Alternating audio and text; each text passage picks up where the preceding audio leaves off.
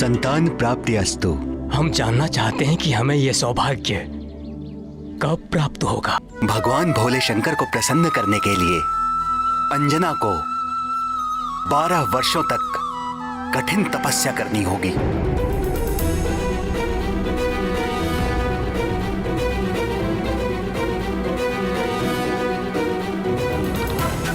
यहां से दक्षिण में त्रिलिंग देश में वेंकटाचल नामक पर्वत है, जिसे वाराह क्षेत्र भी कहते हैं। भगवान श्री विष्णु के तीसरे अवतार श्री आदि वाराह ने पृथ्वी का उद्धार करने के पश्चात उसी स्थान को अपना सतत निवास स्थान चुन लिया था।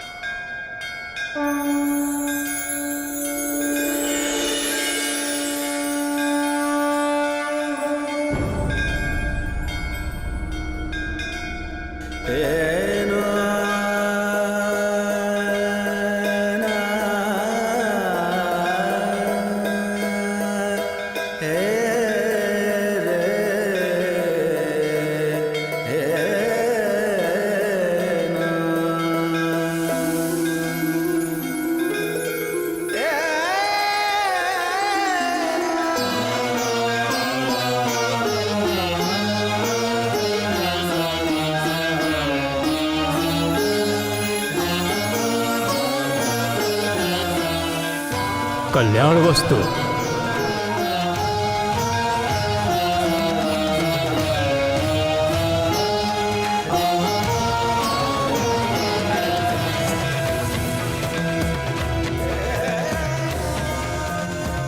उसके उपरांत आकाश गंगा तीर्थ में स्नान करके तपस्या आरंभ करना। भगवान उमाकांत अवश्य कल्याण करेंगे।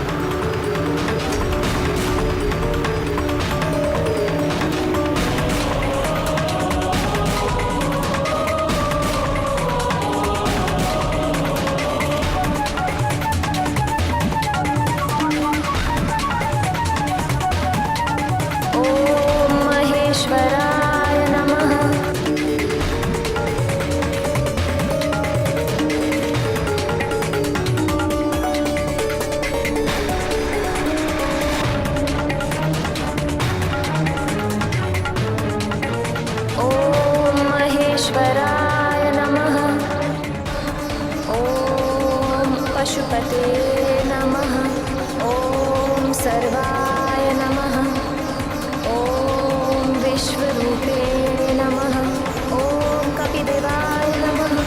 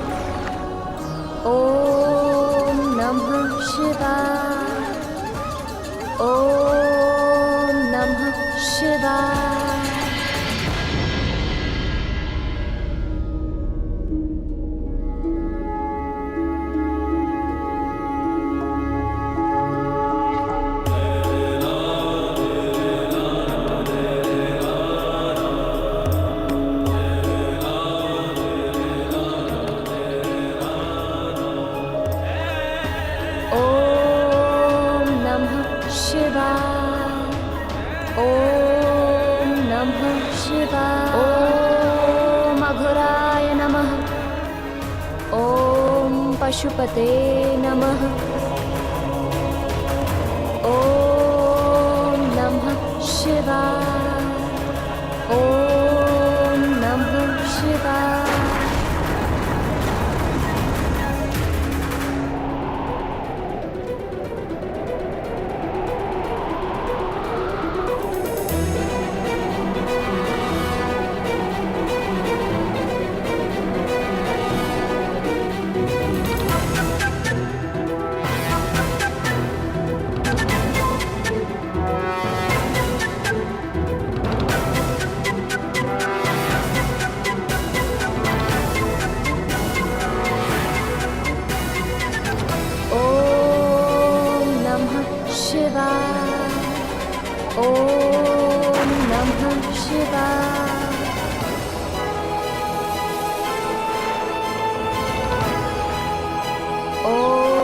पशुपते नमः। इसी प्रकार कठोर तप करते हुए 12 वर्ष व्यतीत हो गए।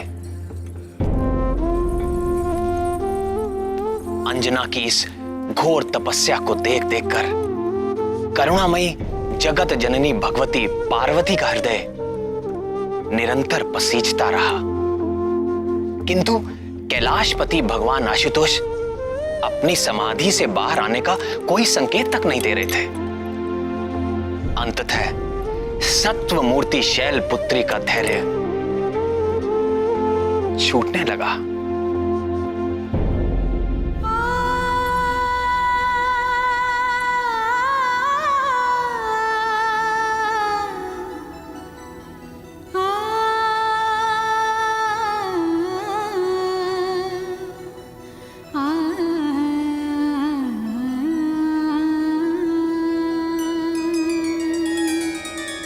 हे शशि शेखर, आंखें खोलिए। अंजना के तप से समस्त लोग कंपित हो उठे हैं। हे दीनानाथ, आप तो आशुतोष हैं, अपने भक्तों पर शीघ्र प्रसन्न हो जाते हैं। फिर अंजना के घोर तपस्या को तो 12 वर्ष बीत चुके हैं प्रभु, आप कब प्रसन्न होंगे? उस दीन के प्राण संकट में है दीनबंधु, दया कीजिए। आपके अंश का अवतार काल भी निकट आ पहुंचा है। आंखें खोलिए स्वामी और उसे उसकी तपस्या का फल दीजिए। आंखें खोलिए स्वामी और उसे उसकी तपस्या का फल दीजिए।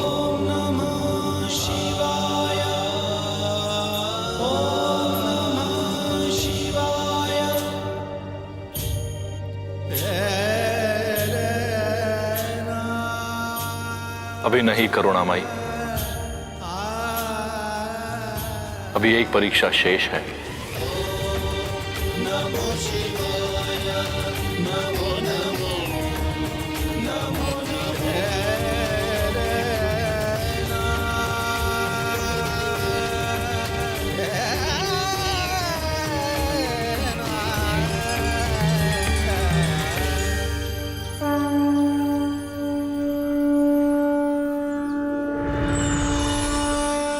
अंजना, तुम्हारा कल्याण हो पुत्री। तुम्हारी तपस्या पूर्ण हुई। आंखें खोलो पुत्री।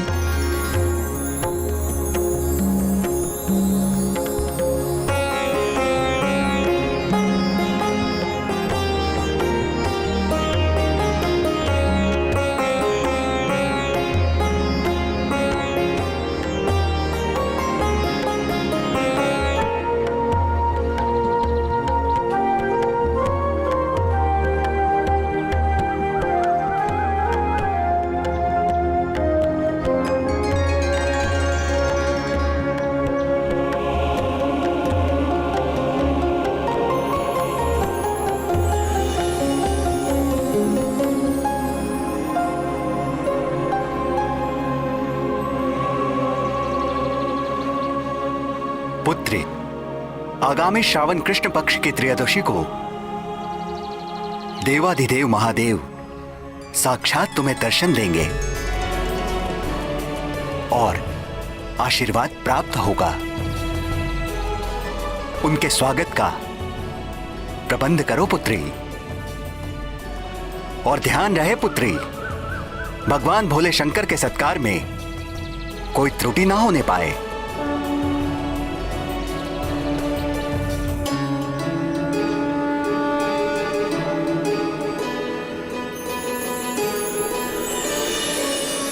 जब ब्रह्मा जी की 100 दिव्य वर्षों की आयु पूर्ण हो जाती है तो मैं प्रलयकालीन संवर्तक सूर्य बनकर अपनी प्रचंड किरणों से समुद्र, पृथ्वी और प्राणियों के शरीर से सारा जल सोख लेता हूं। जब समस्त ब्रह्मांड दहकने लगता है तो मैं ही प्रलयकालीन मेघ के रूप में सहस्रों वर्षों तक मोटी मोटी धाराओं से इस समस्त ब्रह्मांड को जलमग्न कर देता हूं। तब पृथ्वी जल में विलीन हो जाती है, जल तेज में, तेज वायु में, वायु आकाश में और आकाश अहंकार में लीन हो जाता है, अहंकार महतत्व में और महतत्व मूल प्रकृति में लीन हो जाता है। उस अवस्था में जब समस्त जीवों और देवताओं के साथ वेद और ब्रह्मा भी मुझ में समा चुके होते हैं, तो इस सृष्टि का उस प्राकृत प्रलय में लोप हो जाता है। फिर नवीन सृष्टि का समय आने पर मैं समस्त सृष्टि के तत्वों व उनकी एकता के द्वारा एक विराट शरीर की रचना करता हूं। उसी विराट शरीर की नाभि से नवीन ब्रह्मा प्रकट होते हैं।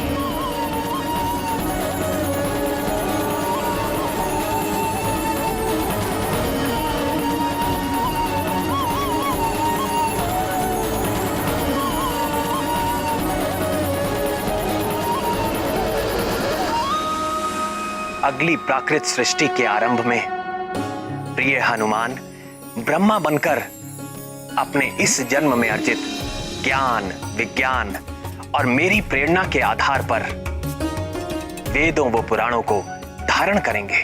तत्पश्चात रजोगुण का आश्रय लेकर संकल्प शक्ति मात्र से सृष्टि कार्य में संलग्न होंगे और भू, भुआ और स्वः नामक त्रिलोकी की रचना करेंगे और फिर प्रजापतियों के माध्यम से वृक्षों, पशु पक्षियों, मनुष्यों की सृष्टि के साथ देवता, पितर, असुर, गंधर्व, अप्सरा आदि की देव सृष्टि भी करेंगे।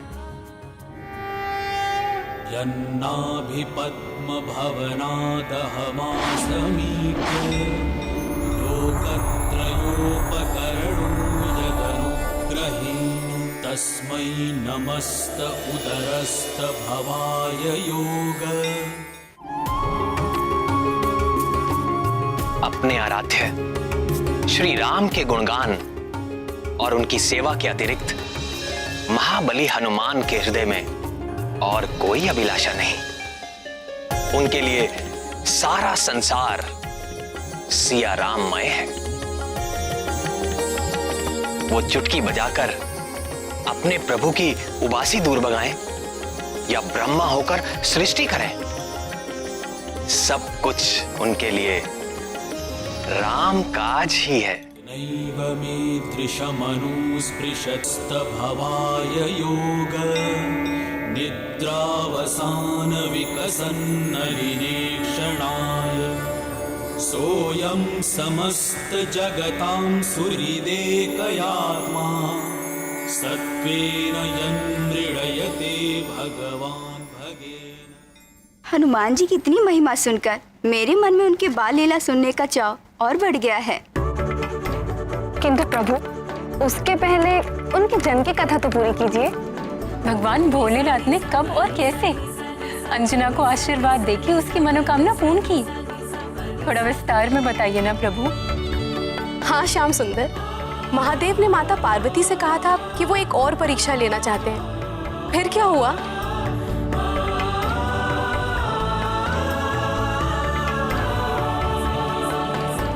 अंजना और केसरी को कहां यह ज्ञात था? वो तो भगवान नंदीश्वर के स्वागत का आयोजन कर उनकी प्रतीक्षा कर रहे थे। अंततः श्रावण कृष्ण पक्ष की त्रयोदशी का मंगलकारी दिन आ ही गया।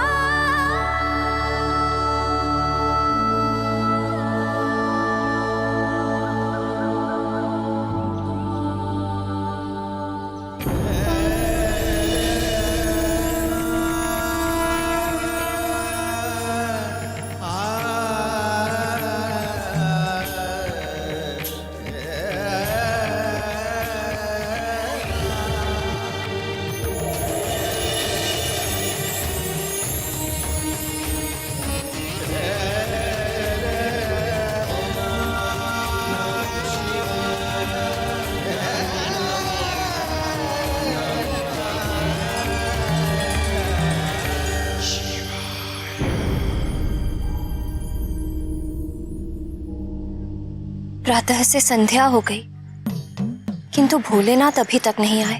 भक्ति भिक्षाम देहि, भवति भिक्षाम देहि, भवति भिक्षाम देहि।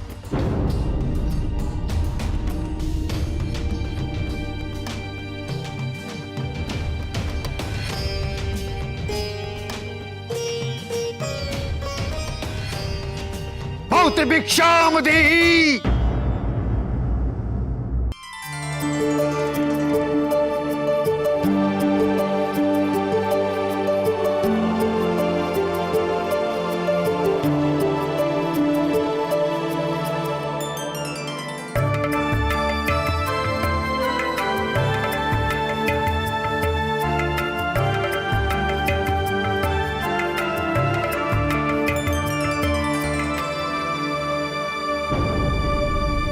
क्या इस बूढ़े के साथ उपहास कर रही हो?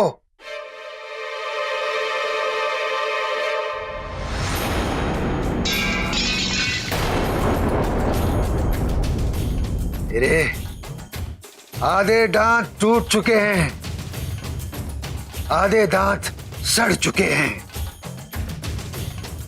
मुझे रसीले पकवान खिलाओ।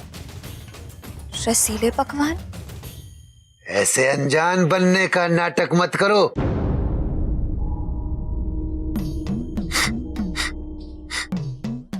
तुम्हारी रसोई में 56 भोग पकाए गए हैं और मैं बड़ी दूर से तुम्हारी उस सुगंध के पीछे यहां तक चला आया हूं। मैं वो भोग लगाए बगैर तुम्हारे द्वार से नहीं जाने वाला हूं।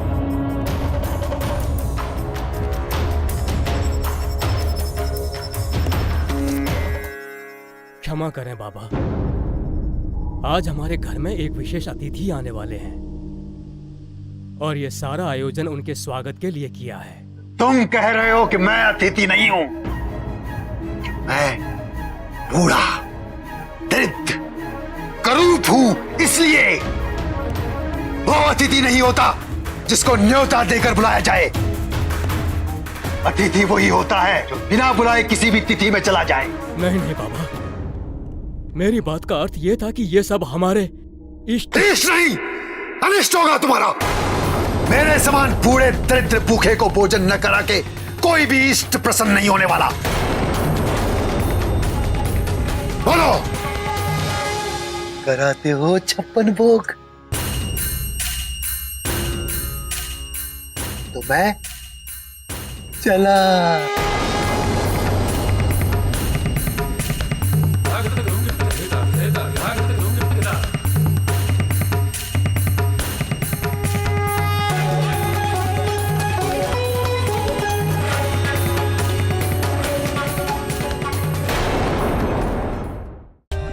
For more updates, subscribe to our channel, click the show links and enjoy watching the videos.